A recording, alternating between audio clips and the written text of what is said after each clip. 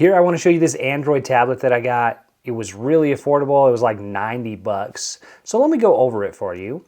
Starting with the actual tablet itself. So here at the bottom, it's got 2 speakers. Around to the side here, it does have a jack for a 1/8 inch or 3.5 millimeter inputs for your headphones, so you can plug in your old school style headphones. It does have Bluetooth as well for some more updated audio devices. So here on the side, you've got your volume control, you've got your on and off button, and then you do have a slot here for expandable. It's a micro SD card, so you can expand the memory, and here you have your charging port. It uses a Type-C charger, and it does actually come with a charger and a charging block. Now, getting into your tablet, you can set a PIN number, which is a 6-digit PIN number. Punch in your PIN number, and now here, this looks just like a Android device kind of layout here. So I am still kind of getting used to this interface. I came from a different brand of device, but working through it, using it, it works really easily, and I'm still kind of getting used to it, but it's got a good responsiveness to it. So it's got snappy response there, and touch features work really good as well. So on the front here, it does have a front-facing camera. Let me go ahead and show you what that looks and sounds like. Here's a test of the video and audio using the front-facing camera here on the tablet, and then the built-in microphone and audio. So there's tons of different apps that you can download that you can talk to and video call friends and family. And after listening back to the audio and seeing the video quality, I don't think it's terrible. It's great. I think it would be perfect, especially if you're just talking to friends and family. Neither of the video or the audio was distracting enough that it took away from the experience. So I think this would be fine. Fine tablet, especially if you're just talking to friends and family. So I thought that the video and audio were fine for that. And on the back here, it also has a rear-facing camera as well, which has a little bit better picture quality. Let me show you what that sounds like. So I think the picture quality is fine. It's a little bit better here on the front-facing camera. Now, you're not going to win any awards with it, but I think it's fine, and it's great for catching moments that you're just living life, and there's a moment right there, and you just want to capture it, and you don't have time to go get a better or high-quality camera. So I think it does a fine job. Definitely better than the cameras that I grew up with, but you know, compared to some other stuff out there, again, you're just not going to win any awards for Best Picture. One thing is I did notice that it kind of does focus a lot, and I think it just depends on what you're capturing there. But here, when I'm capturing pretty much just a still video of not a lot of movement, it does fine, and I would be happy, to capture some memories and look back at those later on down. So I think it works just fine. Now for this tablet, I just kind of bought this generic case for it. So I'll get it set up in here. It's just kind of got these little straps here with kind of elastic or spandex, kind of straps that lock it into place. One downside though is that the actual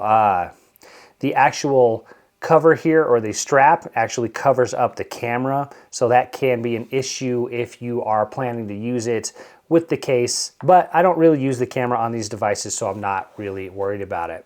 So one thing I want to show you here is actually using it to play games with. So if I can show you really quick. If we pop into the settings here, I can tell you more about the actual device here. So the tablet here, it says that it's got 10 gigabytes of RAM, but how that's broken down is it actually has 6 gigabytes of like your standard usable RAM, and then it also has this plus 6 gigabytes of smart storage. So I don't know exactly what that is. I looked it up, and I wish I had a better explanation, but as far as I can tell, basically what that means is it's got your 4 gigabytes of standard RAM that you're traditionally used to, but then it also has like this 6 gigabytes of extra RAM that's temporary. So if you've got a lot of apps running or it just needs a little boost, it can access a little bit more. It's got a 5,000 milliamp battery. It's got a front-facing camera that is 8 megapixels, and then it has the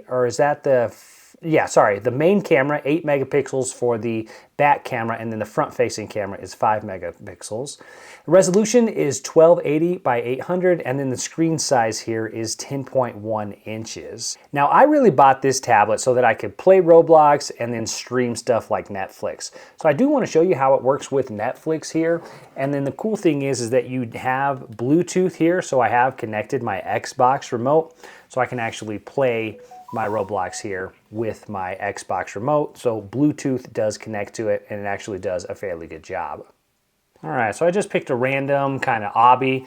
I really like playing the obbies, and it works great for obbies. All right, so let's go back. I got to reconnect the Bluetooth. So let me show you how you do that. So in the main menu here, if we go to settings, now we go up here to connected devices. Now we can do Xbox wireless controller, and it's going to connect here. So there we go. It connected there in just a couple seconds. Now we can go back to Roblox here, and we should be connected, and we can actually play here with our Xbox remote. All right, so I've got the Xbox remote connected here, and now I'm playing my obby. I'll try not to crash and burn too much and embarrass myself here. But yeah, it works great. I mean, sometimes it refreshes, but as far as kind of gameplay, I haven't had any major issues with it. Now, I have not played some of the more demanding games, but for the obbies and some of the more simple games, it seems to work just fine. So it works great for that.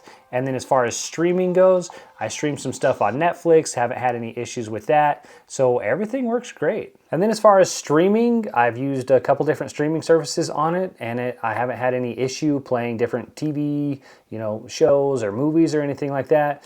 And it loads quickly, so it doesn't have like a lot of lag time, or it's always buffering or uploading or something like that. So I mean, it works fast and responsive. So overall, in my opinion, I think it works great for, light gaming and then streaming and then just kind of surfing the internet and getting on your different social media apps.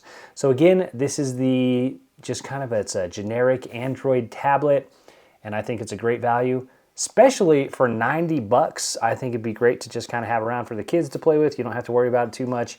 And then it does have that keypad, so there's nice security there. And then as far as I can tell, it's just kind of the Android device, which if you're used to, has a lot of the same functionality and different apps and different things that you can kind of get on here. You can screencast it as well. So lots of different stuff that you can use.